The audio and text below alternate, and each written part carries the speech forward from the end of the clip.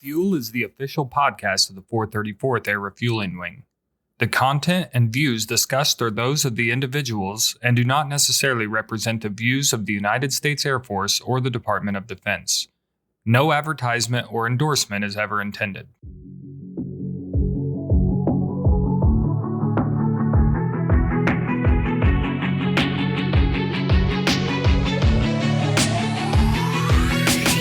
Welcome to the Fuel Podcast. I am your host, at least for right now, Josh Weaver.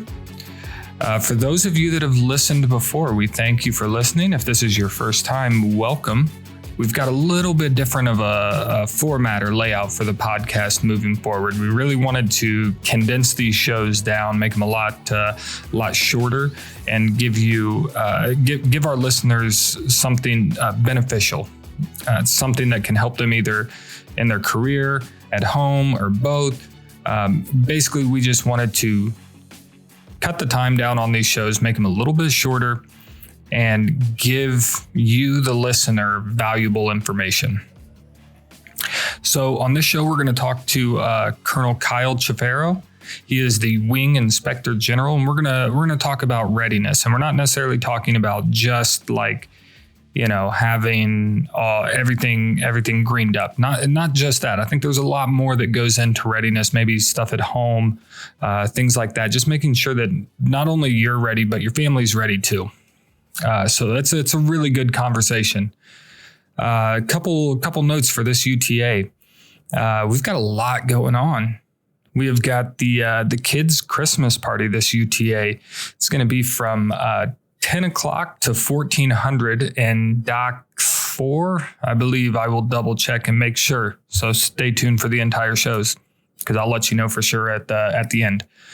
So we got the kids' Christmas party, right? I believe that Santa will be making an appearance around 11 o'clock.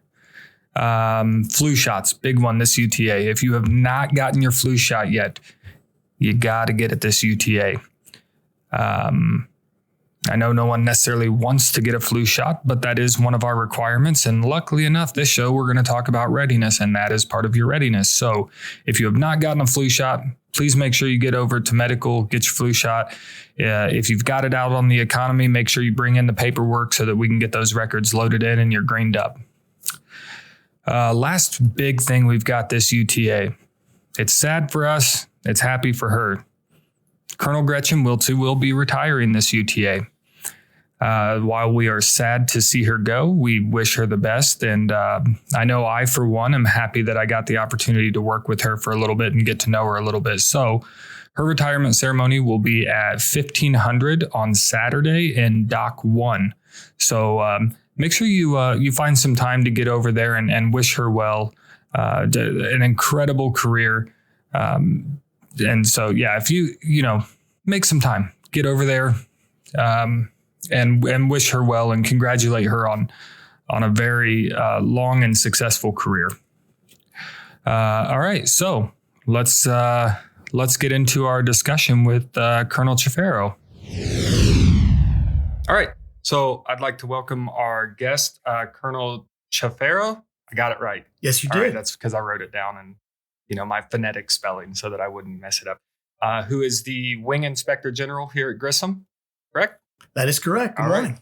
So I think what we wanted to talk about today was readiness, right? Correct. So in our wing priorities, we have an acronym that's READY, right? REDI. Not spelled the normal way READY is. Do you know what those letters are? Honestly, I do, like off the top of my head. Yeah. No. Okay. Well, apparently you don't spend enough time in the bathroom because there's signs everywhere with them. But okay, so the REDI is for readiness, empowerment, development, and innovation. Right. I'm sorry. So readiness is number one there, right? Not just because it spells out the acronym, but I guess for me, I don't think that you can do the other three. You can't empower, you can't develop, and you can't innovate if you're not ready. Correct.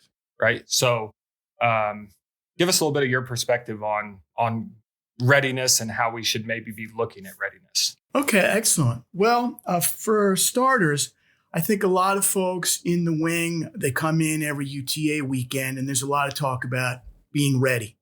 And I think there's a lot of emphasis on IMR, having your shots and also having a current PT test. But from somebody who's actually been involuntarily activated in my career and being in a wing that the remainder of the wing was involuntarily activated, I feel I have a lot to relay on this topic. Okay. So for starters, this shouldn't be a surprise to folks, but as reservists, we're part of the national defense. Okay. And a main part of the active duty for us to go to war is there's just simply not enough tankers and airlift in the active duty inventory. So in any major conflict, it's guaranteed that Guard and Reserve tanker and airlift units are going to be called up. And, if you're following in the news, there's a lot of conflict going on. I mean, we have Ukraine, the Middle East. There's talk of China as a near peer competitor.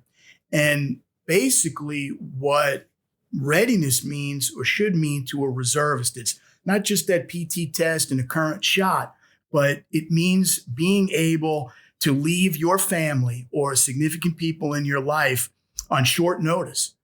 And could be for a very long time. All right. So you have to get into that mindset that you could be plucked out of your situation, your life, and leave in 72 hours. Yeah. Okay? At any moment in time, that can happen.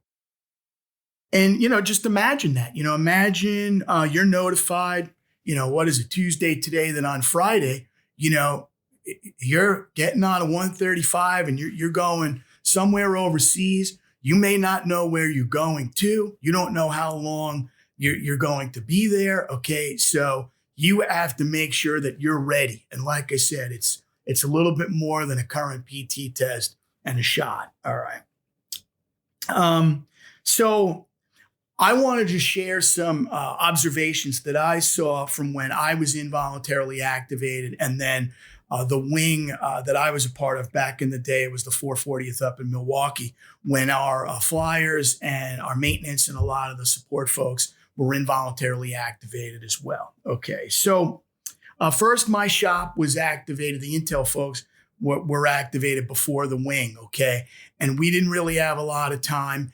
And, we had 72 hours and we were dispersed to the four winds. I had a couple of folks were sent to Romania. I was sent to the UAE, and we had some folks that were sent to Kuwait. Now, I was a full-timer in Intel at the time, and I really stressed readiness among my folks, okay? So they were ready to go in 72 hours when we got the call, all right? But after a certain amount of time, we eventually made it all back home, and then our flyers and maintenance and some other support personnel were called up.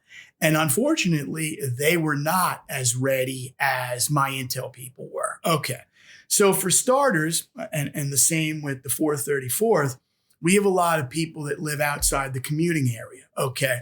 So you're going to get the call by your commander. You're going to be told to report to Grissom, all right? They're going to do a head check, all right?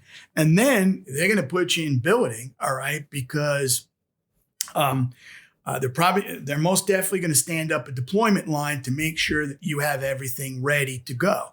Now, with that being said, if you do deploy and you have a missing item, the wing PERSCO, they take a hit for that, okay?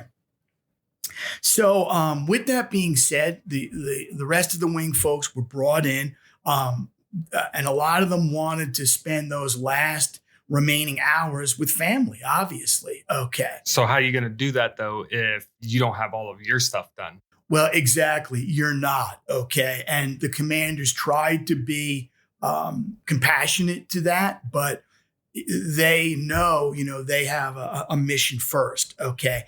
And again, by having everything ready personally and for your family, you are going to be able to have as much of that precious time to spend with your family before you go, but also prevent a lot of heartache for your family as well.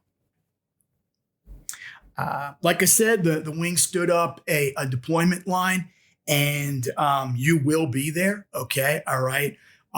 If you need a shot, dog tags, any of that, they're going to go through. Okay. So in that situation, right, you're under an immense amount of stress, right? Trying to get that is like the deployment line and stuff. Is that what you saw was the most stressful for people, or was it something else? Actually, no, that wasn't the most stressful thing that I saw. Was the fact that there's a whole other aspect of readiness that folks need to take care of that they did not, which caused the main point of stress.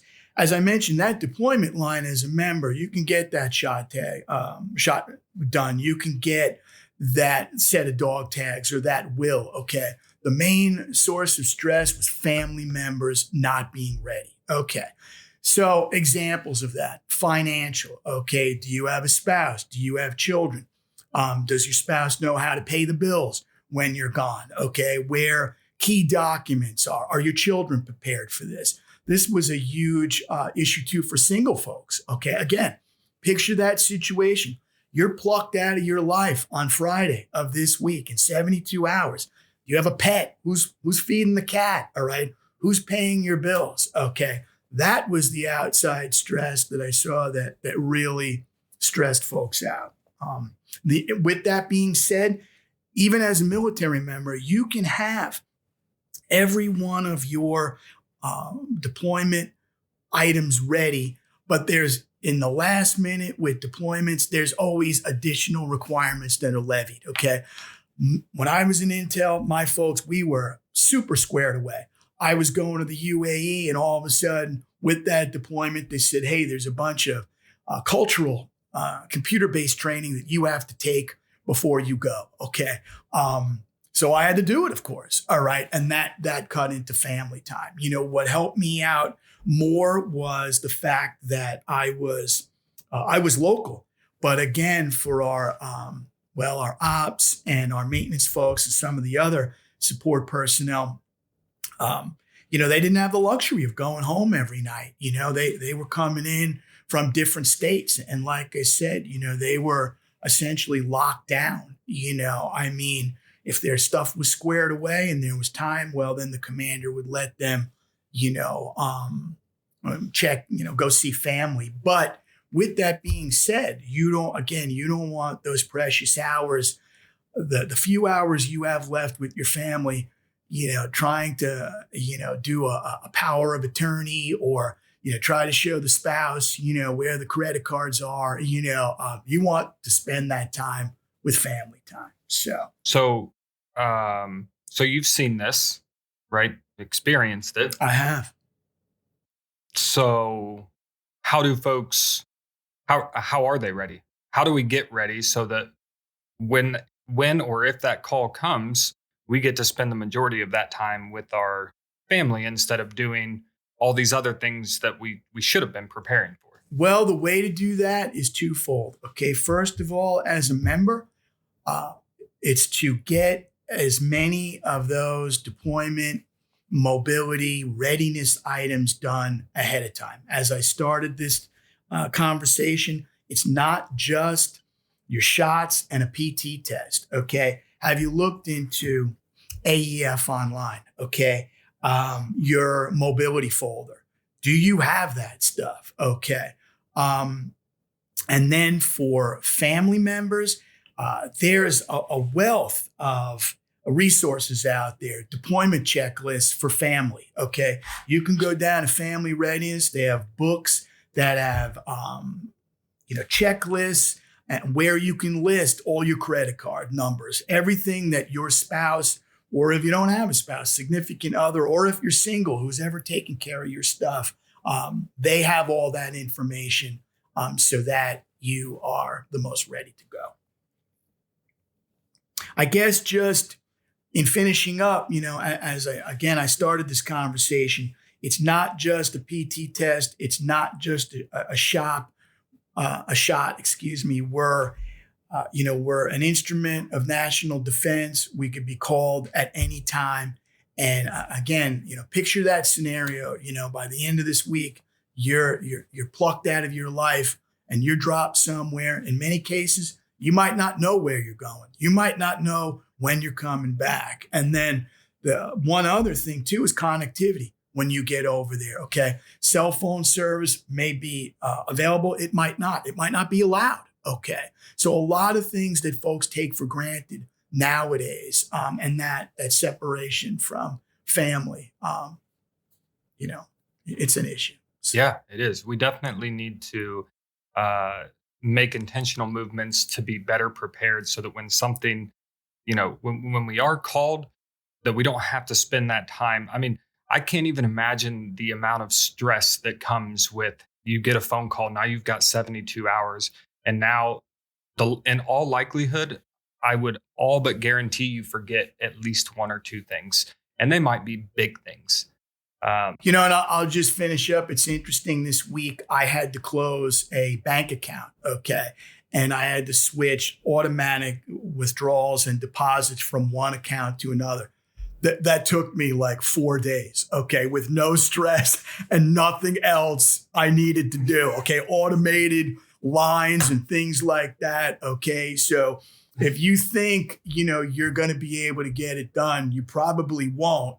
And on top of that, you're going to be leaving your family in a bad way. Yeah, and you may think that you can get it done in that time period, and you might be able to, but no one wants to do it in that short of time period. So I really appreciate you having this conversation. I think it's a good thing, and I think all of our reservists need to take this to heart and be ready. Not just with the stuff at the base, because yes, the stuff at the base is important, but you as a person are just as important. And if you can't take care of the people at home because you weren't ready for this, that's no one wants that. So I really appreciate you having the conversation, giving us some insight, and then also some personal experiences so that we can have our folks be better prepared.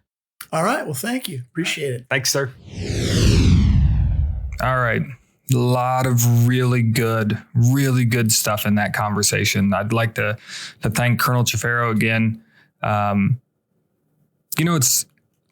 We always hear about, making sure that we're ready for deployment at a moment's notice, right? But I think what Colonel Cioffero really brought up here was it's not just about making sure you're greened up for all of your readiness items. There's a lot more that goes into being ready to deploy at a moment's notice. And a lot of that has to do with your family. Making sure that, your spouse or your kids are set up and they're prepared for you to leave. And if we don't take the time to do that now, when that phone call comes that says, hey, you got 72 hours, that's not enough time. We've got to be looking at this stuff far in advance and making sure that we are prepared for that phone call. So really good stuff. I hope everyone took a lot away from it.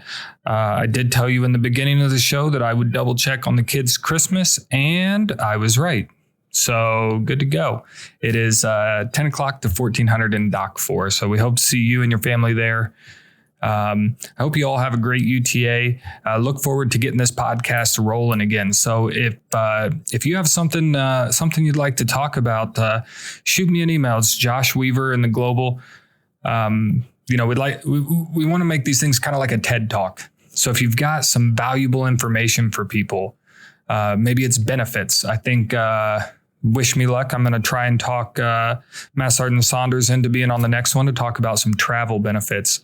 So if you've got any good information that you think people should know, let me know and we'll work something out so that we can get you on the podcast and let our fellow members here at the Hoosier Wing know about that stuff.